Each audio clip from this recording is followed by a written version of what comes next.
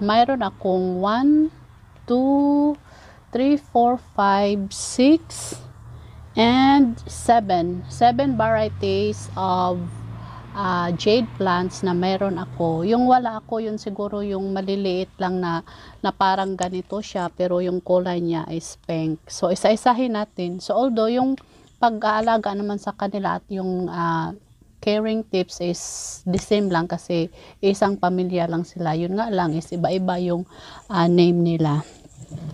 So, una is ito pareha lang ito ang name. So, hindi ko nakuha talaga yung pinakaano nila. Pero, Crassula obata sila. Family din sa jade. So, ito, yung kulay niya is normal green. And, yung sa paligid niya, ng leaves niya is, meron siyang red. And then, dito sa likod niya is, yung pagka-red niya is may like dot, ganun. So, yun yung itong jade na yan. And then, ito naman, is meron akong malaking pots doon sa harapan. So, since ito lang yung medyo maliit na pot, ito lang yung nilalagay ko dito. So, parang golden ata ang name nito, golden jade plant. So, yung kulay niya is yellow. And then, around ng kanyang lip is meron siyang red. Yan. May red siya. And then, ito naman is yung tinatawag natin na Crassula bluebird. Yan, bluebird. Jade plant din siya.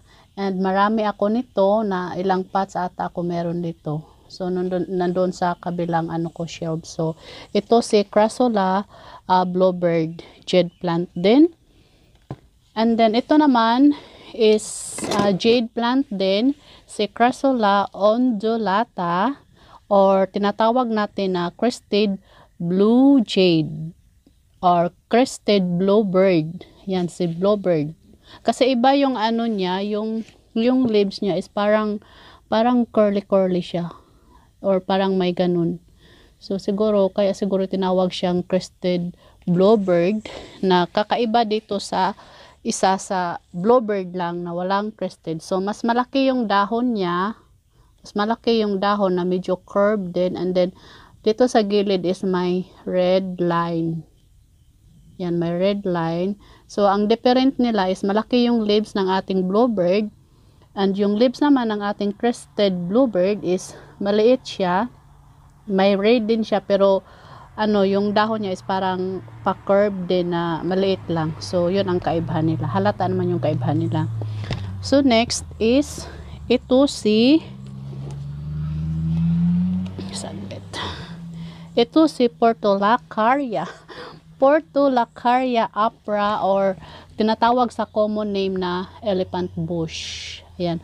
Mayroon din akong malaking pots nito nandoon din sa gilid. So hindi ko siya mabuhat para ilagay dito sa mesa. Pero kung nakikita niyo yung mga previous na video ko, mayroon akong vlog about dito. Yung malaking pots is nilagay ko talaga sila sa mesa, pinatong ko sila. So sa ngayon hindi ko mabuhat kasi medyo marami-rami silang varieties na ilalagay ko. So, ito na lang yung maliit na pots ang kinuha ko. So, si Portulacaria afra, elephant bush jade. So, sa elephant bush jade is yung dahon niya is maliit lang siya na bilog-bilog. Maliit na bilog-bilog. Tapos yung yung body is pataas lang siya, ganun. So, parang, ang wala ako is yung ganito din, pero yung kulay niya is variegated na pink and white. So, wala ako noon. Hopefully, magkakaroon ako. And the next one is ito si baby jade plant. Ayan. Meron akong malaking pots din ito nandun sa loob ng bahay. So, piniplex ko lang yung mga picture ng mga malaking pots dito kasi hindi ko sila kayang buhatin. So, si baby jade plant, yung kaibahan naman niya is shiny yung leaves niya. Ayan, shiny yung leaves. Honey! So, shiny yung leaves and maliit-liit lang siya.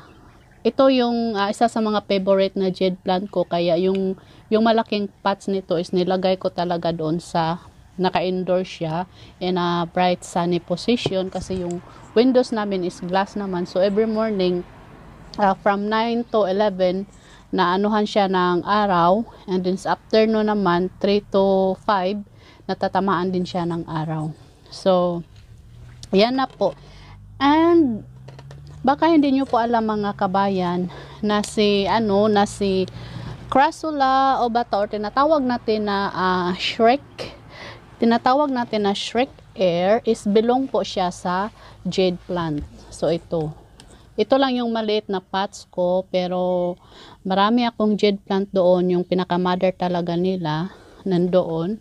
For example, ito inisa ko yung si Shrek Air at saka si baby jade plant ko dito. So belong po yung Shrek Air, belong po siya sa ating jade plant Crassula. So now, paano nga ba alagaan ang ating mga jade plants? So, yung isi-share ko sa inyo is yung base lang sa kung paano ko sila inaalagaan. So, first, paano ako nagkarami ng ganito? Through cutting propagation po. So, my next video is isi-share ko sa inyo kung paano natin gagawing bushy yung ating mga jade plants. Tawag dito.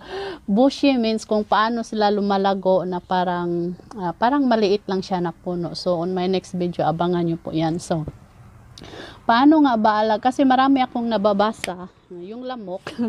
Malamok kayo dito pag ganitong oras. Pero ganito ding oras nawawala yung sikat ng araw. So talagang if magbablog ako, maghihintay ako na mawala muna yung sun, saka ako makalabas dito, kasi yung mga succulents ko dito is nagsa-sunbathing pa sila. Hindi ako maka-vlog dito kapag yung sikat ng araw. So ganitong oras ako nagba-vlog, at ganitong oras din nagsilabasan yung mga lamok.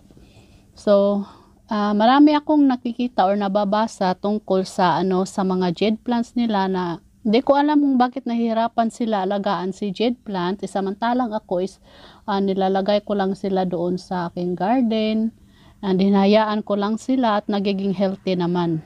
So first, yung karaniwan na nakikita kong mga problema problema talaga sa mga jade plant nila is yung dahon nila is nangungulubot, or yung dahon nila is nagsitanggalan, kusang nagtanggalan lang sila, kahit ganunin mo lang is natatanggal sila. So yun ang karamihan na nababasa ko. So ano po ang reason na nagiging ganun yung leaves ng ating jade plants? Dalawa lang po ang reason kung bakit nagkakaganon. Kilay ko kinakagat ng lamok. Dalawang reason lang po kung bakit ganon yung nagtatanggalan, nagkukulubot yung dahon ng ating mga jade plants. Una is super dry siya. Minsan nagkukulubot yung dahon niya, or minsan may napapansin kayo na parang ganito siya, tapos yun crispy siya. So yan is uhaw siya, need mo na siyang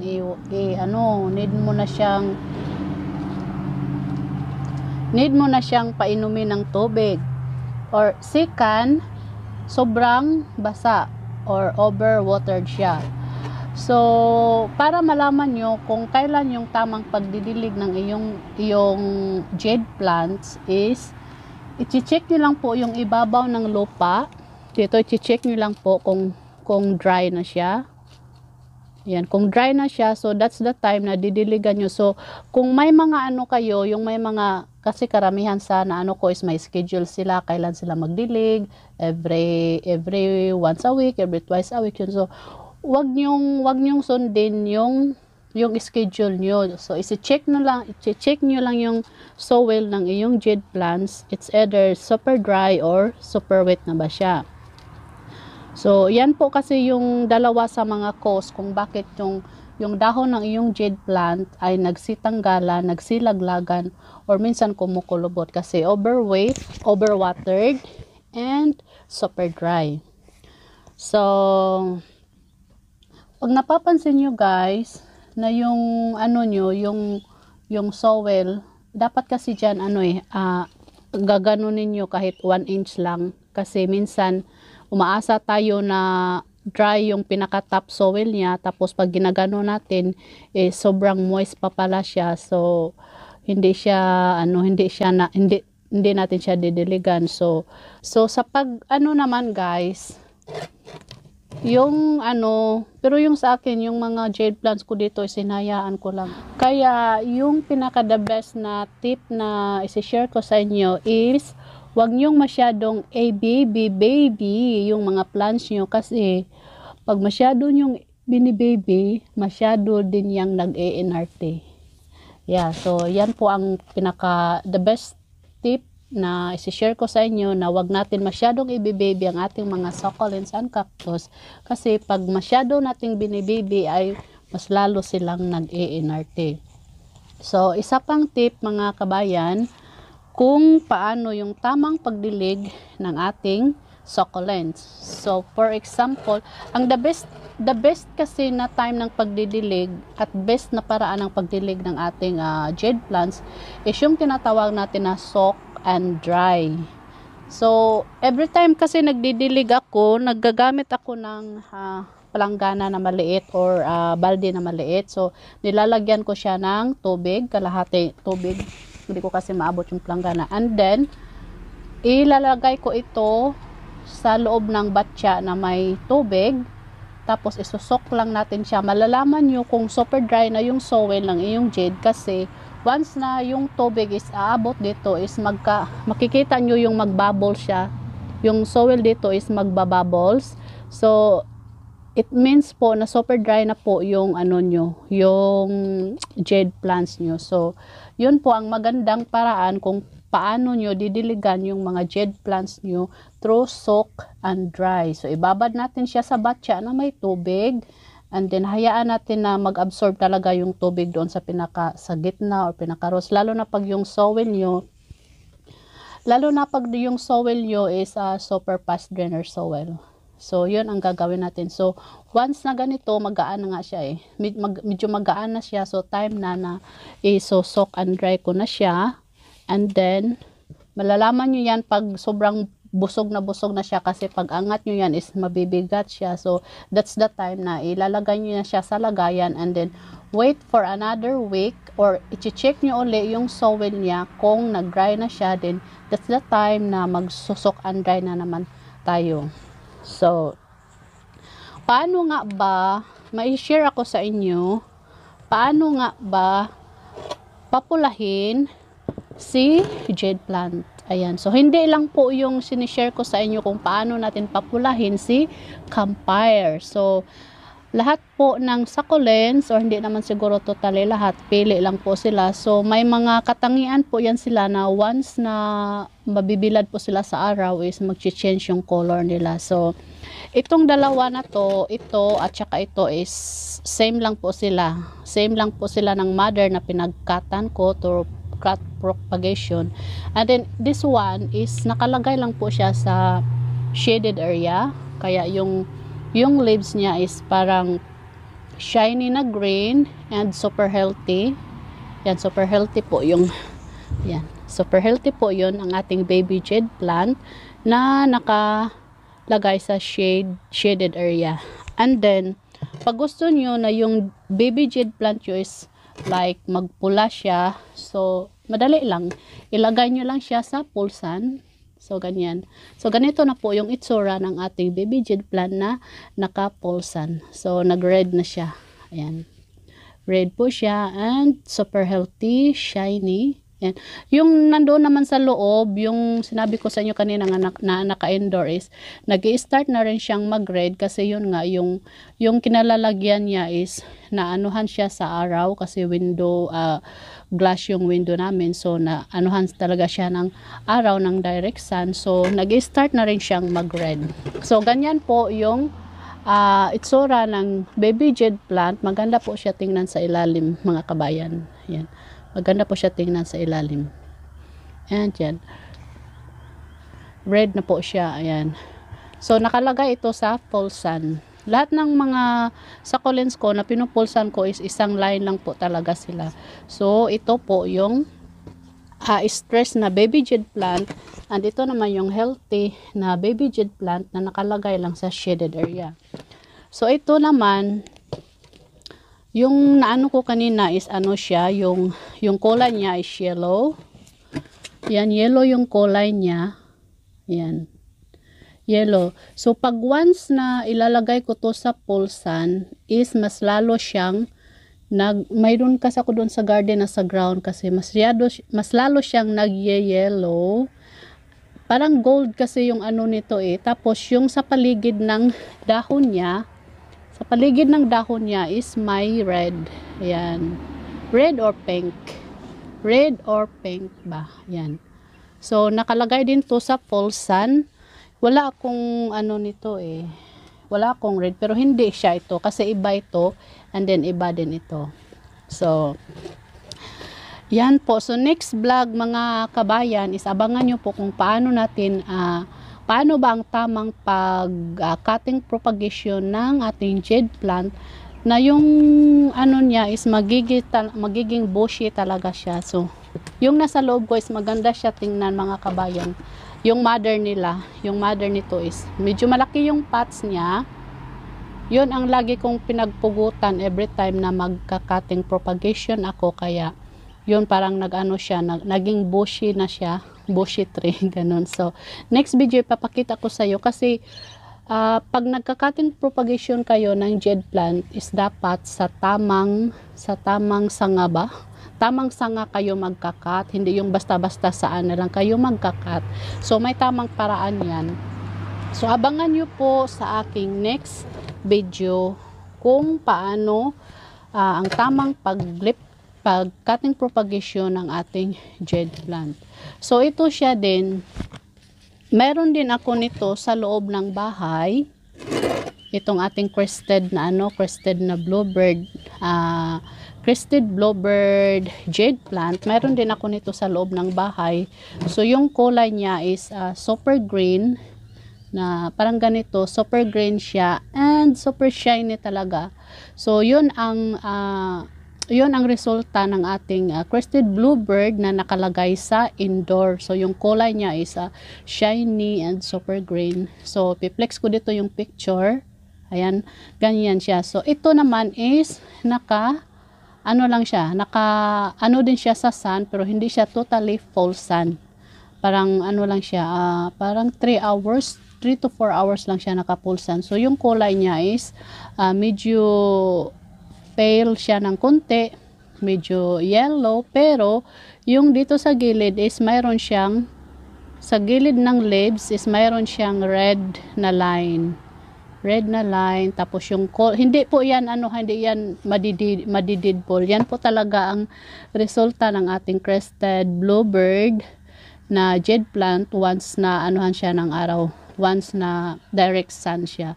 So, yung healthy is, yung nandoon sa loob ng bahay is super green and super shiny siya. So, yan po. And, ito naman, ito wala itong, si elephant bush. Sa elephant bush, wala siyang changes. Mapa-indoor man siya or mapa-outdoor. Yun lang talaga yung kulay niya. Ganun lang talaga yung kulay niya. So, thank you everyone sa pag-watch ng ating vlog for today about my jade plants. So, ito maganda talaga ito eh. Super ganda to niya. Medyo marami siyang parina. So, yung parina, mga kabayan, is yun yung protection nila sa ulan. Kasi, yung isang lugar na pinaglalagyan ko sa kanila, parang doon sa may driveway namin na 3 shelves na mahaba is, yung nilalagay ko doon is itong ating bluebird talaga. So, wala siyang ulan or araw, nandoon lang sila. And then, kasi may protection sila yung parina, alam niyo yung parina, yung parang puti na chalk, yung powder. So, yun ang protection nila sa kanilang leaf. So, ayan. So, wala akong makikita na anong dahon kasi naman yung pagdidilig ko sa kanila is on time. So, wala kang makikita na nangungulubot, wala kang nakikita na nagsilaglagan. So, anyway, Thank you for watching mga kabayan. So sa susunod na vlog ko is yung nasasabi ko na na paano ang tamang pag-cutting propagation ng ating jade plant. For example, ito.